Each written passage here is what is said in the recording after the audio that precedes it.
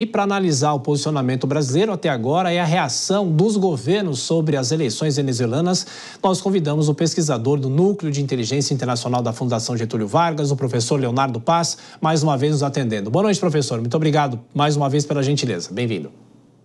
Boa noite, sempre um prazer.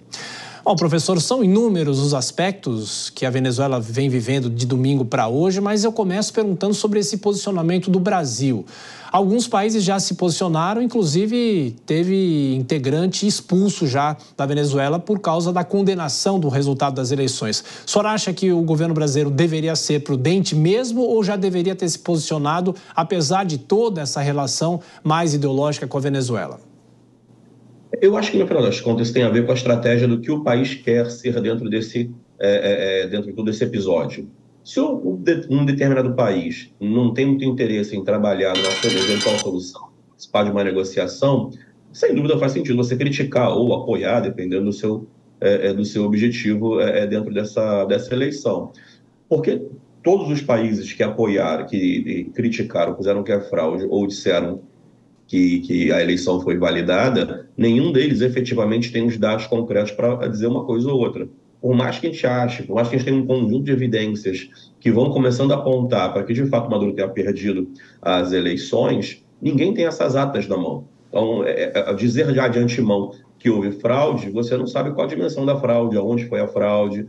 Então, eu acho que isso é um pouco de precipitação no sentido de que qualquer tipo de situação que ocorrerá daqui em diante, qualquer tipo de negociação e eventual concessão que o governo Maduro vai fazer, só vai ocorrer se tiver alguém para dialogar com ele. Então, veja, os que criticaram já de antemão, todos já foram postos para fora. Ou seja, esses países não vão conseguir fazer parte de uma negociação com o Maduro para eventualmente, se conseguirmos chegar a essas atas e verificarmos a fraude, para que seja necessário uma negociação de transição, ou eventualmente, se nada der certo numa negociação, eventual isolamento da Venezuela, e assim por parte do Brasil. Então, mais uma vez, eu vejo como razoável a posição do Brasil, mas eu vejo com preocupação uma eventual demora disso, porque a gente já começa com protestos na rua, daqui a pouco eu imagino que a violência vai começar a transcorrer, e aí o tempo começa a se comprimir para qualquer tipo de posicionamento. O professor, a gente viu agora há pouco a oposição falando, dizendo que Edmundo Gonzalez teve 73% dos votos. Eles dizem que tem como comprovar, porque tem acesso a boa parte das atas, né? Aliás, é o que a comunidade internacional vem criticando, a falta de transparência da eleição. Mas eu pergunto para o senhor, apesar desse ímpeto da oposição, o senhor acha que a oposição vai ter alguma força diferente do que já teve em outras vezes na Venezuela? Eu acho que parte da força, eu acho que sim, e parte da força vai vir, me parece, tanto das ruas quanto da comunidade internacional, na medida que você consegue, a oposição consegue mostrar essas atas. Porque, de maneira geral, a gente vê isso aqui também no Brasil e em outros lugares. Quando você acaba a eleição, em cada uma das sessões eleitorais se cola na porta a ata daquela sessão. Então, geralmente, a oposição, ou todos os partidos, têm acesso ao que aconteceu naquela sessão. Obviamente, isso nem sempre é trivial de conseguir, porque tem problemas em muitas das escolas e sessões eleitorais, mas você consegue ter acesso a um número razoavelmente grande delas e demandas. Você não faz isso via um sistema que o Conselho Eleitoral deveria ter feito, dá trabalho de você contabilizar isso tudo. Dito isso, se a oposição consegue coletar esses dados e conseguir mostrar minimamente alguma amostra de prova, eu acho que tanto as ruas quanto a comunidade internacional vão apoiar a oposição, e aí a situação do Maduro fica um pouco mais delicada. Professor Leonardo, quero trazer os nossos comentaristas aqui para a nossa conversa. A Dora Kramer conosco. Dora, bem-vinda. O Nelson Kobayashi também. Dora, inicialmente uma avaliação sua dessa confusão na Venezuela, de novo, a vitória de Nicolás Maduro e essa pressão que a oposição vem fazendo, dizendo que tem os votos válidos e esse impasse e as críticas da comunidade internacional. Bem-vinda, Dora. Boa noite a todos, boa noite, professor, boa noite, Kobayashi, boa noite, Tiago. Olha só, o que a gente está vendo, eu fiquei muito mais ligada na posição brasileira, né? Porque apesar de toda a posição brasileira, não houve autorização do Itamaraty para a embaixadora se participar desse ato de autoproclamação. Tenho impressão, e aí eu gostaria de saber da opinião do professor, mas eu tenho a impressão que isso sinaliza um distanciamento, embora a situação do Brasil, dado que foi um país que apoiou, porque o que está acontecendo, o que aconteceu hoje, o que está acontecendo agora, é fruto de uma série de abusos, é fruto do autoritarismo que o Brasil apoiou. E vai chegar um momento, agora tenho a impressão que seja esse momento, em que o país vai ter que se definir, o Brasil vai ter que se definir. E se ficar na contramão da maioria dos países da América do Sul, isso me parece que pode comprometer a relevância do país como liderança na região. Professor? Oi, Dora, tudo bom? Kobayashi, tudo bom? Dora, eu concordo plenamente com você. Eu acho que o Brasil, na realidade, eu dou um passo atrás, quando o presidente Lula entra no poder, ele tenta dar um gesto de boa vontade em relação ao Maduro. Houve muita crítica naquele momento em relação a ele, e eu tentando ver aqui o copo meio cheio, eu estou tentando imaginar que o Lula naquele momento estava tentando limitar o isolamento do Maduro naquela ocasião, estendendo a mão, dizendo, olha, você tem aqui mais uma chance, vamos fazer uma boa eleição que eu vou te dar mais uma chance, vamos tentar limitar um pouco essas sanções que estão vindo em relação a você.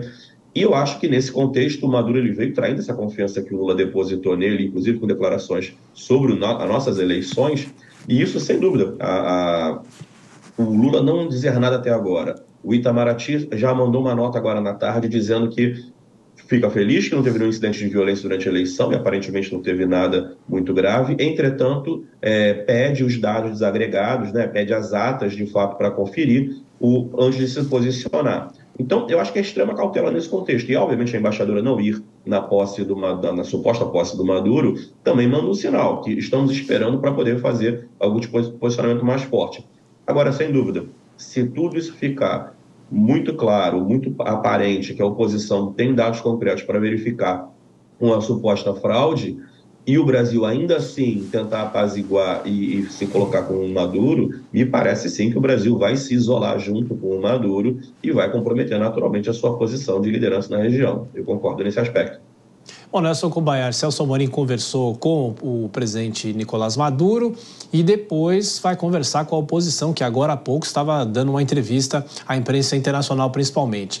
E o posicionamento do Brasil, qual deve ser o posicionamento do Brasil? Será que o Brasil fica em cima do muro, vamos dizer assim?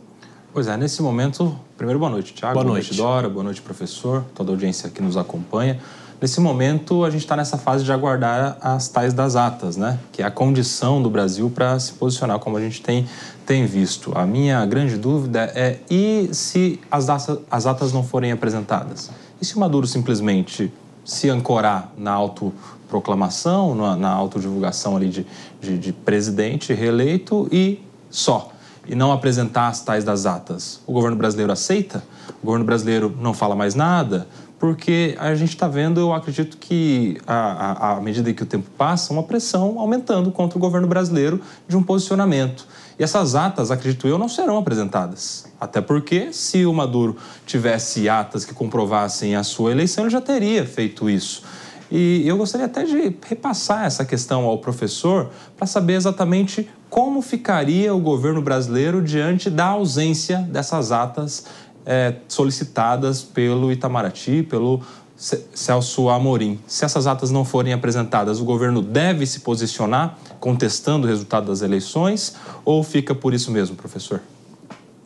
Tudo bom, Kobayashi? A minha preocupação com o posicionamento rápido é que eu acho que a política internacional ela tem uma dificuldade muito grande de ter um pouco essa posição de Twitter, né? Quer dizer, que a gente tem que responder muito rapidamente a qualquer coisa.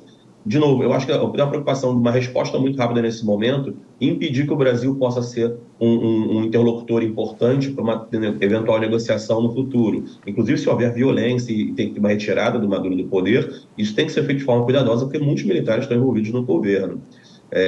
Se um país não tem nenhum interesse, não tem nenhum stake dentro daquele contexto, ele não vai conseguir atuar como mediador, é muito mais fácil emitir uma opinião muito rápida, seja lá qual ela seja, a favor ou contra. Agora, em relação ao seu ponto específico, é uma situação dificílima, né? Se eu acho que o Maduro, de qualquer maneira, não consegue produzir essas atas, A impressão que eu tenho é que a oposição já tem algumas. A Marina Corina já disse que ela tem, enfim, a grande apoiadora do candidato Gonzalez. Eles já falaram que eles já tiveram acesso, já têm a imagem de 40% das atas, é relevante, e nessas 40%, ele, em tese, teria o Gonzalez cerca de 70% das intenções de voto, o que é bem relevante.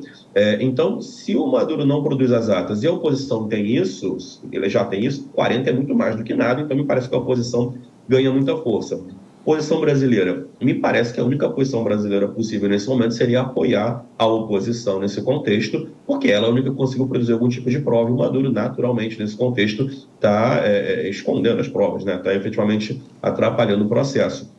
Daí, existe um cardápio de posições que o Brasil poderia tomar para tentar lidar com a Venezuela, desde tentar engajar com bons ofícios. O Celso Amorim já é um interlocutor do mais alto nível que o Brasil tem do ponto de vista de relações internacionais, ele já está lá para tentar achar uma solução negociada. Existem situações mais complexas e mais agressivas, como algum tipo de isolamento, afastamento, retirado do corpo diplomático, afastamento maior do Mercosul, sanções econômicas, enfim, tem um cardápio de posições que o Brasil pode tomar, e ele pode, inclusive, escalando essas posições para que ele consiga pressionar o Maduro, caso o Maduro, de fato, não produza essas atas comprovando a sua vitória.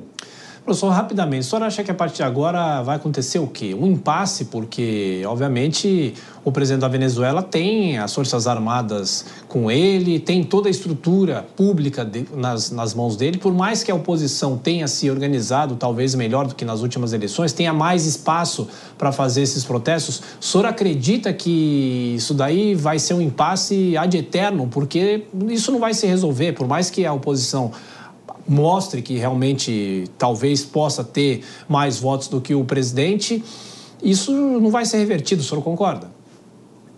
É difícil saber, porque eu acho que até esse momento, pelo menos, a gente viu agora no pronunciamento, agora há pouco, da Maria Corina Machado e do candidato a presidente Gonzalez, eles pediram não violência, né? Quer dizer, eles tentaram ser prudentes nesse contexto, dizendo que eles estavam tentando ser provocados, e tentaram pedir para que houvesse uma série de assembleias populares para que eles pudessem discutir próximos passos, entre outras coisas, juntando a oposição. Se essa coisa ficar nesse contexto, eu acho que o que a gente tem que observar é a questão da população na rua, né? Algumas pessoas já foram derrubar estátuas do Hugo Chávez, o quanto que essa fervura vai aumentar, e os militares eventualmente vão ou não entrar nesse processo com violência, reprimindo essas manifestações. É nessa fervura que eu acho que a coisa pode chegar num curto espaço de tempo se o impasse continuar. Essa é a minha grande preocupação. Professor Leonardo Paz, que é pesquisador do Núcleo de Inteligência Internacional da Fundação Getúlio Vargas. Muito obrigado mais uma vez, professor, pela participação, e boa semana. Até a próxima. Boa semana, sempre um prazer. Bom, e a cobertura completa também você encontra no nosso site, anote aí, jp.com.br. Eu continuo conversando com os nossos comentaristas. Dora Kramer, o professor fala em atos de rua, nas possibilidades agora de um desdobramento maior da população nas ruas. Talvez, se a oposição conseguir comprovar esses votos, mas mesmo assim não virar o jogo, não reverter o jogo, talvez os 73% dos votos vão para as ruas, Dora Kramer. Pois é, essa que é a questão. Quando você perguntou ao professor, isso aí se resolve, vai ficar de eterno, eu fico pensando o que será da Venezuela nos próximos 6 anos. O que vai acontecer? Eu concordo muito com o professor quando ele diz, olha, é muito difícil de dizer agora o que vai acontecer, porque essa eleição ela é muito diferente das outras, né? A oposição mobilizada, o mundo muito mais contundente. Agora, é claro que o Maduro está se lixando para ficar isolado, deixar de ficar isolado. Gente, ele tem o apoio da China e da Rússia, não é? São duas potências, 2 governos autoritários de muito poder, muito importantes. Então, o que vai acontecer? Eu tenho uma dúvida, se em que medida esses protestos de rua, Maria Corina, na entrevista agora há pouco, ela disse que amanhã, meio-dia, estão convocados novos protestos. Os de hoje foram espontâneos, pareceu, não havia uma convocação formal. Se esses protestos, eles conseguem, de alguma maneira, enfraquecer ou abalar o poder ou não, ou serão um pretexto para a ditadura recrudescer a repressão? E aquela história que a gente já falou, né, Kobayashi? A Venezuela é um país, é soberano, e as interferências de fora podem ser de que tipo? Se é que haverá interferência, né? Pois é, né, Tiago? Essas interferências externas em relações diplomáticas, elas são interferências negativas. Elas acontecem pela não relação. As sanções, por exemplo, que acontecem por muitos países, inclusive pelos Estados Unidos, ao governo venezuelano, justamente porque há esse compromisso de respeito à soberania do outro Estado, do Estado envolvido, no caso, o da Venezuela. Então, os outros países o que podem fazer é pressionar, não reconhecer o resultado das eleições, dar asilo político a eventuais perseguidos pela ditadura venezuelana e cortar relações comerciais, relações diplomáticas. É só assim que os outros países podem lidar com esta questão. Mais do que isso, seria justamente invadir a soberania venezuelana. E, de fato, eu assisti o discurso do Nicolás Maduro hoje e ele está, de fato, pouco se lixando mesmo, como disse a Dora. Fez um discurso totalmente político, se vitimizando, inclusive, falando que já atentaram contra a vida dele, estão tentando tirar a sua vida, fez ali um discurso todo político-ideológico, não falou especificamente sobre o que o levou a essa suposta terceira vitória, não deu detalhes do processo eleitoral e, de fato, ele não está muito ligando para o que os outros países falam. Por isso que o Brasil seria importante, porque ele não está ligando justamente porque a maioria dos países que estão contra ele neste momento são países irrelevantes. O Brasil já seria a maior potência da América do Sul, de um antigo aliado, o presidente Lula, e isso poderia o pressionar um pouco mais. Por isso que tanta expectativa em relação a como vai se posicionar a diplomacia brasileira depois que haver essa negociação, essas conversas, esses diálogos que estão sendo capitaneados pelo Celso Amorim. Ô Dora, eu vi algumas análises de ontem para hoje dizendo que não dava mesmo para imaginar que o resultado fosse diferente. Mas isso aí, será que é engenheiro de obra pronta ou poderia ter havido alguma mudança? Havia um clima, talvez, de mudança na Venezuela, Dora? Olha, é engenheiro de obra pronta, né? Porque é claro que a gente supunha que a força, o controle, as restrições pudessem sim dar nesse resultado, mas dessa vez a oposição estava muito mais organizada. Mas, Koba, queria acrescentar o seguinte: você sabe que eu acho que o Nicolás Maduro está se lixando até para o Brasil? Você lembra como é, quer dizer, uma pequena crítica do presidente Lula, como é que ele respondeu? Fez aquela ironia do chá de camomila, né? Então ele tá, sabe, aquele personagem, acho que era do Jô Soares, muito amigo. Então o Nicolás Maduro está se mostrando um muito amigo. Ele não gosta, assim como gente como ele, autoritários como Trump, não respeitam quem os adula, eles só respeitam quem os enfrenta. Então, eu acho que ele está pouco ligando para a posição do Brasil. Você vê como ele reage a qualquer crítica. Quer dizer, os países que resolveram contestar o resultado, ele simplesmente reage expulsando o corpo diplomático, né? Então, você acha, ele não está minimamente preocupado, né, com as relações. E isso também denota quando o governante não está preocupado na manutenção das relações, é sinal perigosíssimo de que pode ir para o tudo ou nada. Quer acrescentar, Kobayashi, para fechar? Concordo.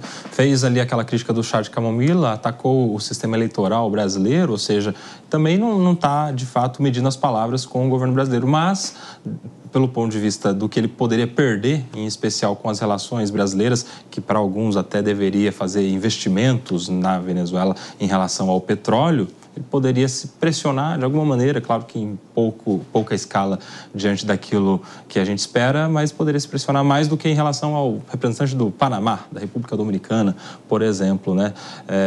Eu acho que as manifestações do presidente Lula vão impactar, na verdade, muito mais aqui, com a sua popularidade ou impopularidade. A pressão com o presidente Lula não diz respeito aos efeitos da sua manifestação lá na Venezuela, mas eu acho que aos efeitos políticos aqui no Brasil. Se ele vai endossar o resultado que a maioria dos brasileiros não acredita, ou se ele vai questionar e aí, de alguma maneira, romper as suas relações de fato e de vez com o Nicolás Maduro.